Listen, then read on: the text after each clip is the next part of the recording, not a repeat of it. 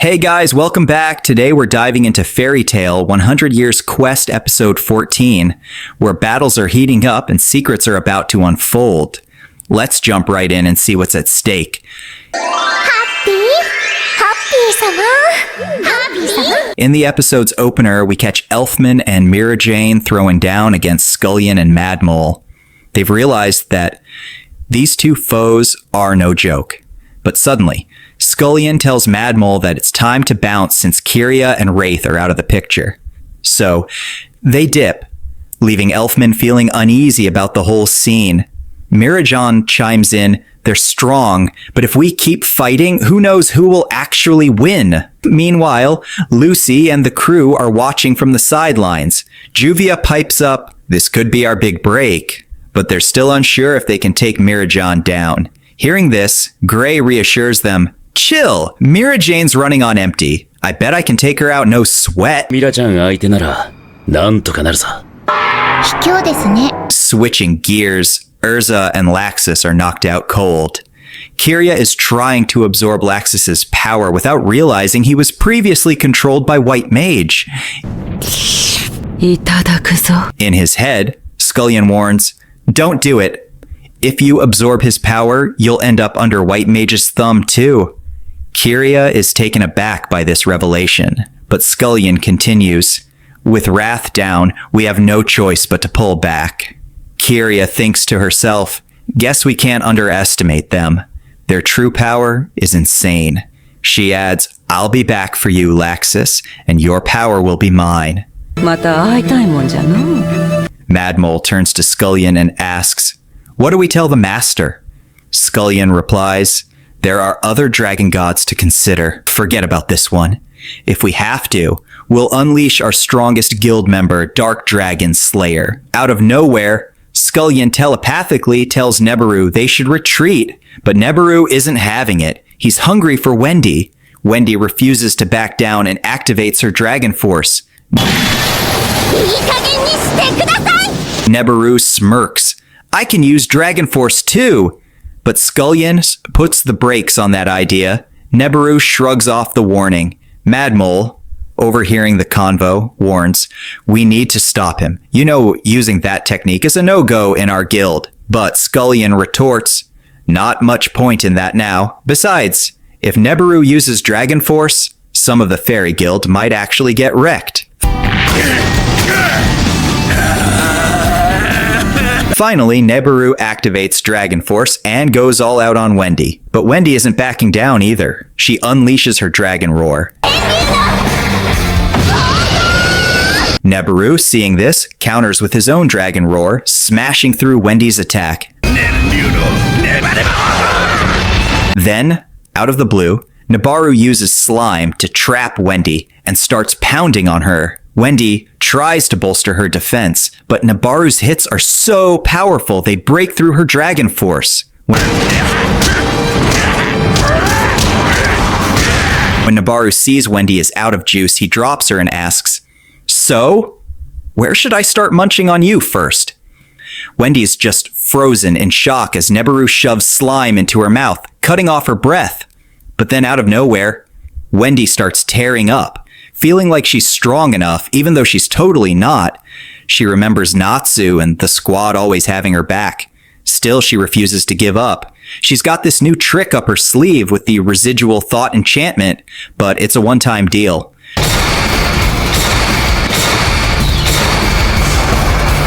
She activates her enhancement, and Nebaru is totally caught off guard by her transformation. My body and soul were taken over before, but now, thanks to some residual thought enchantment, I can tap into their power. Wendy charges at Nebaru, taking hits but still pushing through.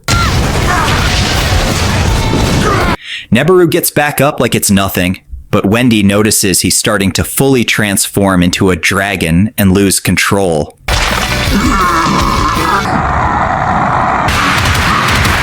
Wendy thinks, so this is what they mean by 5th generation Dragon Force. But suddenly, she hears Aaron's voice say, what are you doing? You haven't even used 1% of my magic. Wendy's confused. Wait, how can I hear you? Aaron explains, It's because you can wield my magic, which lets you hear me. But just then, Nebaru strikes again, forcing Wendy to retreat. Aaron continues, "Do you want to finish him off with my magic?" Wendy replies, "No, I just want to take down my enemy." Aaron gets it, but warns, he won't return to normal, so we need to take him out fast. Then Aaron takes control of Wendy's body and unleashes her immense magic toward Nebaru. A massive red magical light shoots up into the sky. Everyone, including Natsu and Happy, sees it and rushes over. Wendy's shocked to see that Nebaru is still standing. Aaron explains, "That was Separation Enchantment magic. I split Nebaru's magic away from him. Afterward," she elaborates, "remember when I was almost gone? I used my magic to enhance you. Now, when you try to use my magic, I can show up in front of you." Wendy's stunned. "Wait, does that mean you're still alive?" Aaron responds, "Not quite. This is just my spirit. I've used my magic, so I can't stick around for long." She tells Wendy, "Before I vanish, I want to teach you Separation Enchantment magic, so you can separate White Mage's magic." And she warns Wendy to keep this whole thing a secret from Erza. Suddenly, Natsu and Happy spot Wendy talking to herself. As they approach, Natsu thinks, "Is she being haunted again or what?" Wendy asks Natsu, "Are you okay?" Natsu replies, looking concerned, "I was worried about you. You were talking to yourself." Wendy explains that she was chatting with her invisible friend, saying she's learned to use Separation Enchantment magic thanks to that entity. So with this magic, we can separate White Mage and the other figure, Wendy said. Happy chimed in. "So we can bring Tuka back to her original state? The other White Mage is a cat, but I have no clue what's going on with her now." Wendy replied, "Before we help her, we need to save Carla first." Happy looked confused, torn between choosing Carla or Tuka. Meanwhile, Gray was starting to feel worn out.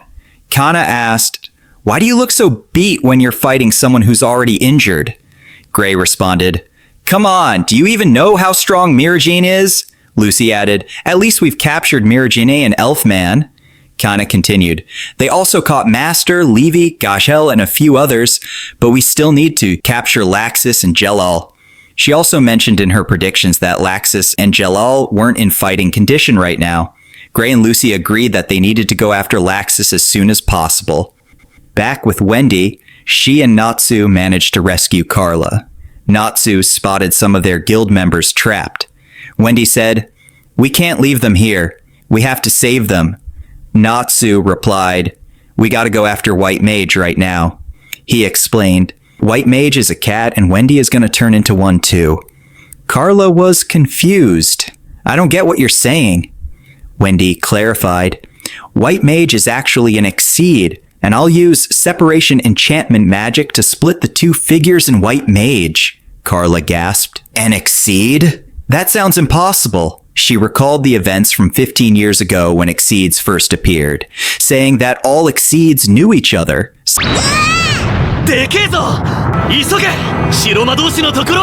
Suddenly, the whole area began to tremble as if something was collapsing. The town on the left shoulder had been destroyed, and Mest rushed to where White Mage was. When he arrived, he saw White Mage lying down. He asked, "Are you okay?" White Mage noticed Mest could use teleportation magic and thought, "I should have asked for your help to finish this quicker." Then White Mage exclaimed, "That's the last crystal. Destroy it now."